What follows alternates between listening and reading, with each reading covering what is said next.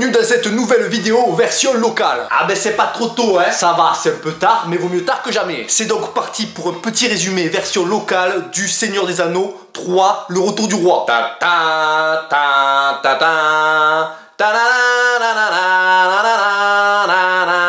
Ah, toujours aussi impressionnant le générique. Ah ouais, je sais. Donc je te le dis tout de suite, si t'as pas vu les deux autres vidéos, tu peux aller les voir. Pas sûr que tu comprennes, mais tu peux aller les voir. Donc le film commence par une backstory de Gollum. Oh, tu connais des bons anglais. Ah ouais, I speak English very good. On apprend que Gollum c'était un tueur avant d'être schizo. Encore plus rassurant le gars. Mais il a tué à cause de l'anneau, sinon c'était un gars normal. Il est comme un péo, mais un gars normal. Et après on revient dans l'histoire. Frodon, Sam et Gollum, ils avancent toujours à péo. Ils dorment par terre comme des bonhommes, ou comme des clodos. C'est dur, hein, y a pas de Airbnb, rien. Du côté de Gandalf et Aragorn, eux ils ont gagné au gouffre de Helm, donc ils font la fiesta.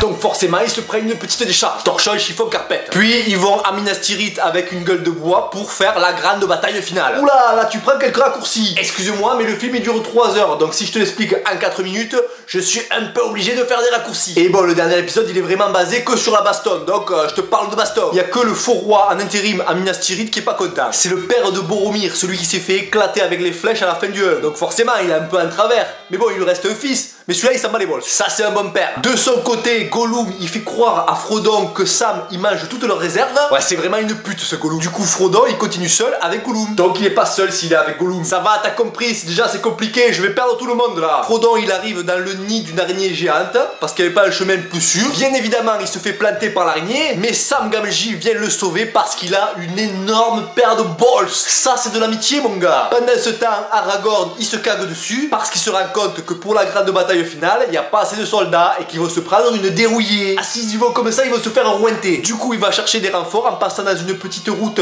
étroite, sombre, qui fait peur. Un peu comme les petites rues sombres où les gens vont pisser pendant la feria. Par contre, je suis pas sûr que le chemin d'Aragorn, il sent autant la pisse. C'est dégueulasse. Aragorn, il avance et il tombe sur des fantômes et les enrôle pour la bataille. Alors dit comme ça paraît un peu du n'importe quoi, mais quand tu regardes le film, ça passe. À ce moment-là, on est qu'à 1h25 du film, sur 3 heures. Ouf, ça va être encore long ta vidéo. T'inquiète, je te la fais courte. Baston, baston, baston. Mais joli et bien réalisé. Au bout d'un moment, on croit que les gentils vont perdre, et c'est à ce moment-là que l'armée de fantômes arrive et déglingue tout le monde. En fait, tous les méchants, tu m'as compris. Frodon et Sam, de leur côté, ils arrivent au volcan. Oui, parce qu'on l'a peut-être un peu oublié, mais c'est le projet de base. Il faut aller jeter l'anneau dans le volcan. Et comme tous les méchants, ils sont à l'ouillade, ils ont pas trop de mal à arriver au volcan. Mais il reste toujours Gollum qui veut l'anneau. Celui-là, il va les emmerder jusqu'au bout. Du coup, baston entre Gollum et Frodon. Gollum arrache le doigt de Frodon qui a l'anneau avec les 4 chicots qui lui restent. Il est content parce qu'il a l'anneau, mais Frodon le pousse et il tombe dans la lave avec l'anneau. C'est fini pour lui, il cassera plus les bols à personne. Le volcan part en éruption, tu crois que Frodon et Sam ils vont crever, mais heureusement il y a des aigles géants qui viennent chercher Frodon et Sam et qui les ramènent chez eux dans la comté. Et à ce moment-là, tu pourrais te dire pourquoi les aigles dans le premier film ils sont pas venus les chercher pour les amener directement au volcan. Mais il faut pas réfléchir comme ça, sinon on n'aurait pas eu une trilogie aussi épique. Voilà, donc j'espère que ce petit résumé t'a plu. On refera bien sûr des résumés de films. D'ailleurs, si vous avez des idées, vous pouvez les mettre dans les commentaires. Et si vous êtes d'accord avec un commentaire,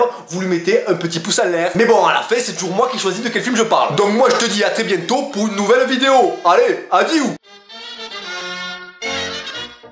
Un faux spectacle, je serai le 2 octobre à Trouillas. Tu trouveras la billetterie en ligne dans les commentaires. Et je serai aussi le 30 et 31 octobre à la Médiégeek à Totavel. Bon là par contre je ferai pas de spectacle, mais il y aura un stand avec des t-shirts, des mugs, des autocollants. Ça va être sympa. Viens me voir. Allez, adieu.